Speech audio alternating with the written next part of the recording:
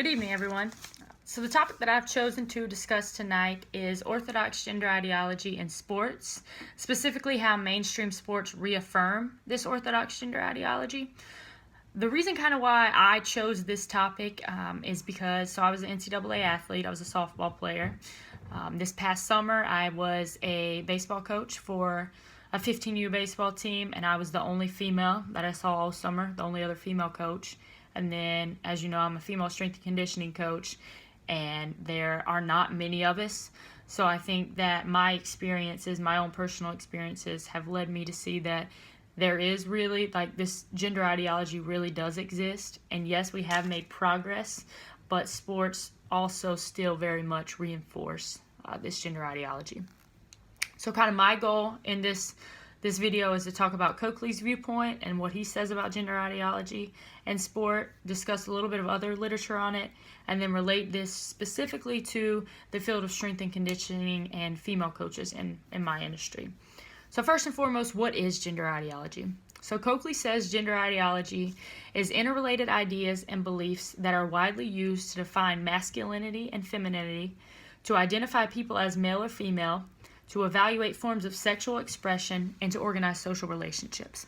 So there are three components of that. Essentially, individuals are male or female. Heterosexuality is the foundation for human reproduction and is the norm, and so therefore other expressions of sexuality are considered deviant and abnormal. And then men are physically stronger and more rational than women and are therefore more naturally suited to possess power and assume leadership positions. So that's what gender ideology is and the three main components of it. And then specifically orthodox gender ideology is the two-sex approach, or the belief that there are only two genders, male and female.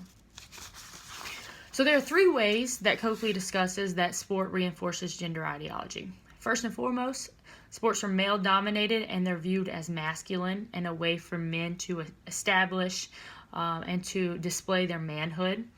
Competence is defined in connection with masculine traits in sport.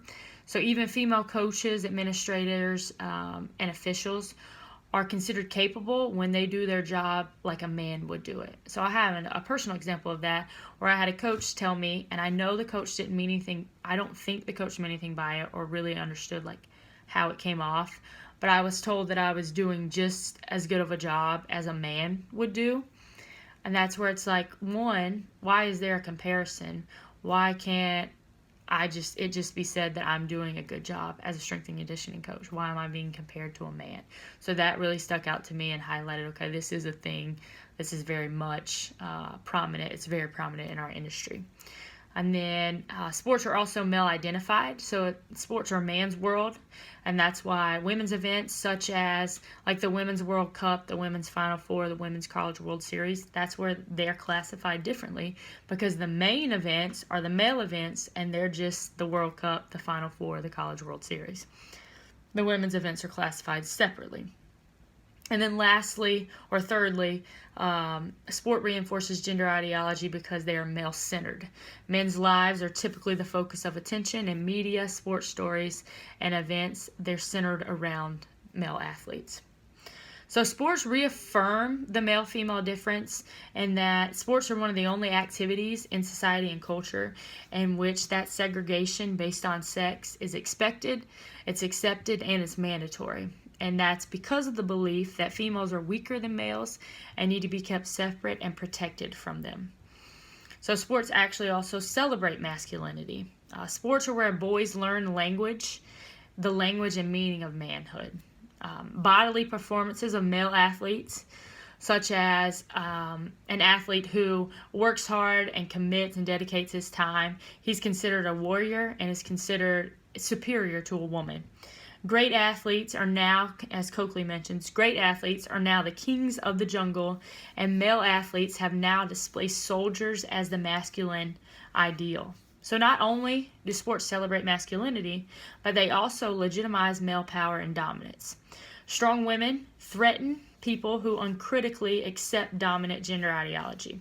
That's why people object to women women playing heavy contact sports like rugby or like football, and that's why women's sports are considered to be swimming or gymnastics or things like that.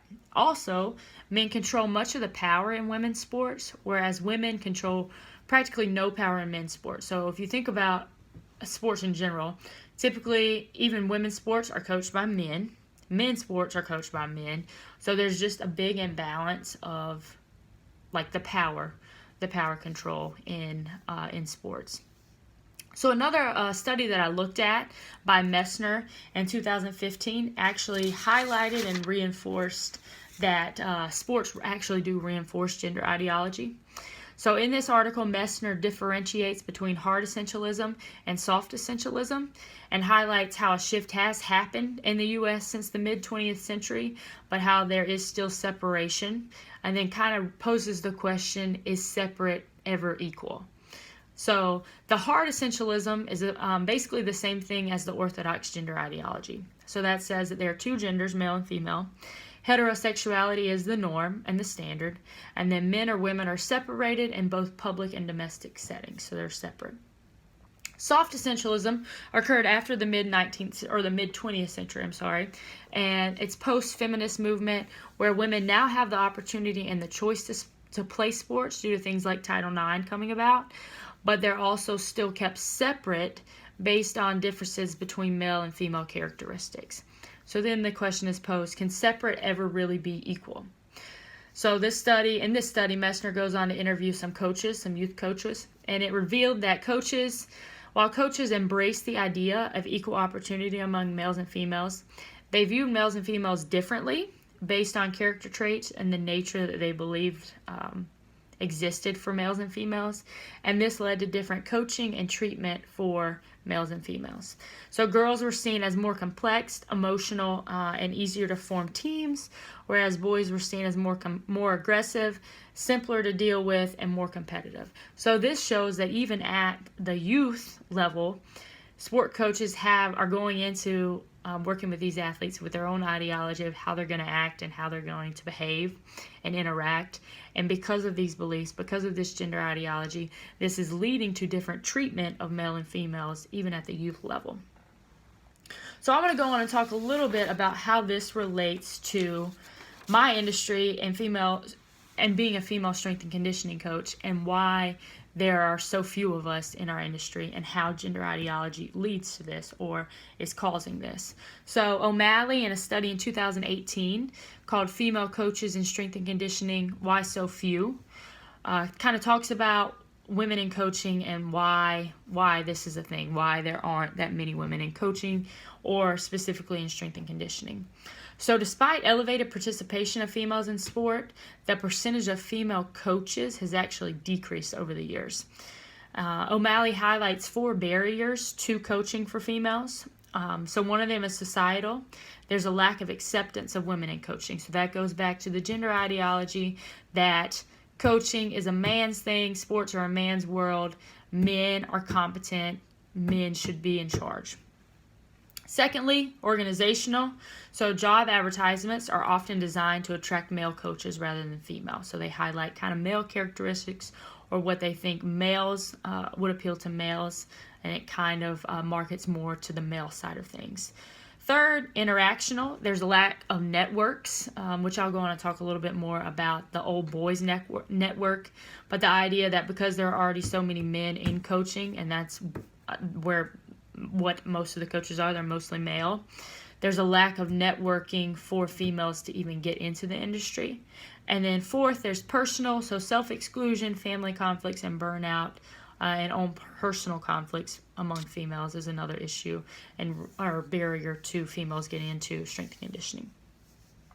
So the old boys network is the idea that those with power make the hires, and they typically hire people like them, with the idea that, or with the known fact that a majority of the administrators, the coaches, the people in power in sport are males because it's a male-dominated world. So in this study, O'Malley highlighted that 98 to 100% of the head strength and conditioning coaches within 3 NCAA Division I subdivisions were male. So 98 to 100% of the head strength and conditioning coaches were male.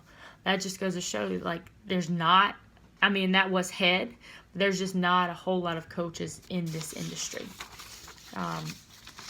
So kind of my thing, or my goal for this for this video was to show that yes, there is, gender ideology is a thing.